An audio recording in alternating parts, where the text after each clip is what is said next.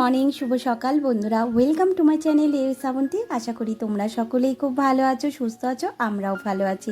আমার দূরের কাছে সকল বন্ধুদেরকে অনেক অনেক ভালোবাসা দিয়ে আজকের ব্লগটা শুরু করছি। আই হোপ এই ব্লগটা তোমাদের ভালো লাগবে। দেখো, 2 কাপ তো দুধ চা করেছি আজকে, কিন্তু অনেক দিন পর চাটা আমি কিন্তু করিনি, করেছে কর্তামশাই। আর এই যে কর্তামশাই যে চা করে হাতে দেয় না, তখন কিন্তু বেশ ভালো লাগে। আর এদিকে কিন্তু আমি সবজি কাটতে বসেছি, মেয়ে তো কলেজে যাবে তার জন্য। আর এদিকে দেখো, আলু ভাজা করব আর রুটি করে দেবো। আমি কলেজে নিয়েও যাবে। আর এখন একটু এই যে সময়টা পেয়েছে না, সেই সময়টা দুজনে মিলে একটু গল্পগুজব করতে করতে কিন্তু চাটা খাই। তারপরে কিন্তু চাটা খাওয়ার হয়ে যাওয়ার পরে কিন্তু ব্যাস কোমর বেঁধে লেগে পড়ি ঘরের সংসারের সমস্ত কাজ। সবচেয়ে বড় কাজ হচ্ছে এই রান্না করাটা। রান্না করতে গেলে তার কি রান্না করব, কী এরমভাবে সবজি কাটতে হবে, কার সাথে কোন সবজি ভালো লাগবে, তাই না? এই সমস্ত কিছু কিন্তু আমাদের মাথায় আইডিয়া করেই করতে হয়।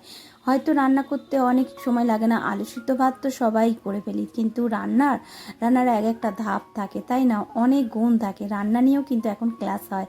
তা আমার কিন্তু এটা বলতে পারো খুব ভালো লাগে। জানো তো বন্ধুরা, আমি কিন্তু বিয়ের আগে এসব কোনো কাজই করতাম না। আমি শুধু স্কুল থেকে আসতাম, খেতাম আর শুতাম, ব্যাস এই কাজ ছিল। হ্যাঁ, আর টিউশন করতাম, ব্যাস আর কিছু না। কিন্তু বিয়ে করে আসার পর এই কাজগুলো এক একটা যে কাঁধের ওপর পড়ছে, আপনার থেকে কিন্তু সমস্ত কাজ আমি শিখে গেছি। এখানে সব রেডি হয়ে গেছে। বাবু, চেন তো আটকাসনি, চেনটা আটকে দেবো?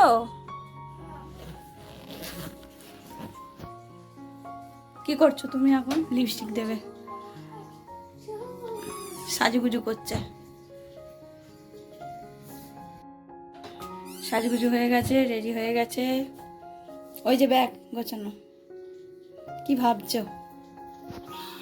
হয়ে গেছো ready? Bye bye. I I ready, bye bye. আজকে মেয়েকে কলেজে ছাড়তে যাচ্ছে কর্তামশাই, কারণ এই যে আমাদের যে রাস্তাটা রয়েছে দেখেছো, দাঁড়াও, এই দেখো, দেখেছো রাস্তাটার কাজ হচ্ছে, তার জন্য কিন্তু বড় গাড়ি যাতায়াত করছে না, বন্ধ করে দিয়েছে। রাস্তাটা ঢালাই হবে তার জন্য। তা মেয়েকে একটু টাটা বাই বাই করে দিলাম। মেয়ে চলে যাবার পর কিন্তু রান্নাঘরে চলে এসে এবার টুকটাক যে কাজগুলো আছে সেই কাজগুলো করব। আর কি বলো তো, ধৈর্য আর সময় সবাইকে কিন্তু সব কাজ শিখিয়ে দেয়। শিখে না এলেও শ্বশুরবাড়িতে এসে সব একার হাতে সব কিছু কিন্তু সামলাতে শিখিয়ে দেয়। হ্যাঁ, একটু দেরি হয়। আসলে কি বলতো, ওই যে বাপের বাড়িতে যদি এই কাজগুলো করতাম তখন কিন্তু দেরি না। আর আমাদের তো সারা বছরই বলো তো কাজ করতে হয়, তাই না? তার জন্য মারা কি চায় যে না এখন কাজ করবে, কেউ তো বিয়ের পর কাজ করবেই, তাই না? আর সেক্ষেত্রে আমারও তাই হয়। আমি ভাবি মেয়েটা রয়েছে থাক, হ্যাঁ বিয়ের পর নয়, আমি ভাবি মেয়েরা নিজের পায়ে দাঁড়িয়ে তারপরে যদি বিয়ে করে সেটা সবচেয়ে ভালো। কারণ মেয়েদেরও একটা নিজের বাড়ি থাকা দরকার। কী বলো তো, যেই বাড়িটায় ছোট থেকে বড় হলাম, একদিন সেই বাড়িটার সব কিছু ত্যাগ করে আবার আর একটা নতুন বাসায় আসতে হয়, তাই না? কি নিয়ম, মানে কে এই নিয়মটা বার করেছে আমি জানি না। আজও পর্যন্ত মনে হয় আমরা কেউ বুঝতে পারলাম না এই নিয়মটা কে বার করেছে।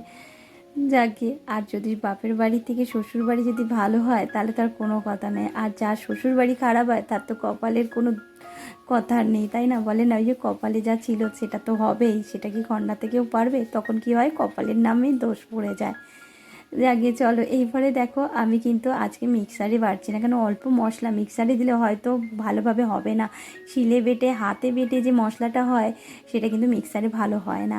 তাই এখানে কিন্তু আমি মৌরি, আদা আর হচ্ছে কাঁচা লঙ্কাটা বেটে নিলাম। এরপর বাটবো কাঁচা লঙ্কা আর আদাটা বাটবো। আমি দুটো মশলা এখানে করছি।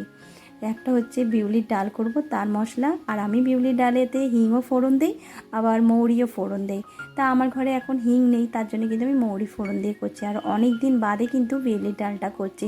বিউলির ডাল আর আলু পোস্ত, জানো না, আমার এই বাড়িতে সবাই পছন্দ করে আর আমার খুব পছন্দ। কিন্তু ওই যে আমার যে সোনা মা রয়েছে সে কিন্তু খায় না। তা এখন দেখছি কিছু বলে না, এখন কিন্তু খায়। ওই যে বিউলির ডালটা একটু ভেজে নিলে না, তাহলে ওই ল্যালানিটা ভাবটা থাকে না। আর ওই ল্যালানি ভাবের জন্যই আমার মেয়ে কোনো জিনিসই পছন্দ করে, যেমন ভেন্ডি পোস্ত খাবে কিন্তু ভেন্ডি সেদ্ধ খেতে চায় না। তাই দেখো এখানে দুটো মশলা তো আমার করা হয়ে গেল, এবার ঝটপট করে রান্নাটাও করে নেবো। আর রান্না করতে করতে যেই কথাটা না বললে এই ভিডিওটাই আমার অসম্পূর্ণ থেকে যাবে। যে সকল পুরনো বন্ধুরা প্রথম থেকে সাথে আছো, পাশে আছো, তোমাদেরকে অসংখ্য ধন্যবাদ। এভাবে আমার পাশে থাকার জন্য রইল অনেক অনেক ভালোবাসা। আজকে যদি কোনো নতুন বন্ধু প্রথমবার আমার ব্লগ দেখছো, ব্লগের কোনো অংশ যদি তোমাদের ভালো লাগে অবশ্যই লাইক কমেন্টটা করো। তোমাদের একটা লাইক আমার পরবর্তী ব্লগ বানাতে আমাকে অনেকটা মোটিভেট করে। আর তোমাদের কমেন্টের দ্বারাই জানতে পারি আমার ব্লগগুলো কেমন হয়। অবশ্যই কিন্তু কমেন্ট করো, আর পারলে ভিডিওটা শেয়ারও করতে পারো বন্ধুদের মধ্যে। আর যদি আমার বন্ধু না হয়ে থাকো তাহলে ঝটপট করে আমার এই ছোট্ট পরিবারে একটা মিষ্টি সদস্য হয়ে যেও। তার জন্য অবশ্যই সাবস্ক্রাইব করতে হবে, পাশে যে বেল আইকনটা টুং করে বাজিয়ে দিও। আমি নতুন ভিডিও চালের সঙ্গে সঙ্গে তোমাদের কাছে নোটিফিকেশন পৌঁছে যাবে। আর এখানে কিন্তু দেখো প্রথমে আমি আলুটা ভেজে নিলাম, তারপরে কিন্তু ওই তেলেতেই সয়াবিনটা জলে ভিজিয়ে রেখেছিলাম ওটাকে নিগড়ে ভালো করে ভেজে নিচ্ছে। আর এইভাবে সয়াবিন করলে না দারুণ কিন্তু খেতে লাগে। তার মধ্যে একটু নুন মশলা তারপরে হচ্ছে হলুদ দিলাম। আর যারা গুঁড়ো লঙ্কা খাও সেটা কিন্তু তোমরা ছড়িয়ে দিতে পারো। যেহেতু গুঁড়ো লঙ্কাটা আমরা একটু কম খাই তার জন্য কিন্তু গুঁড়ো লঙ্কাটা দিলাম না। তার মধ্যে একটু চিনিও দিয়ে দিলাম। আর এইভাবে যদি একটু লাল লাল করে সয়াবিনটা একটু ভাজো না তাহলে দারুণ লাগে।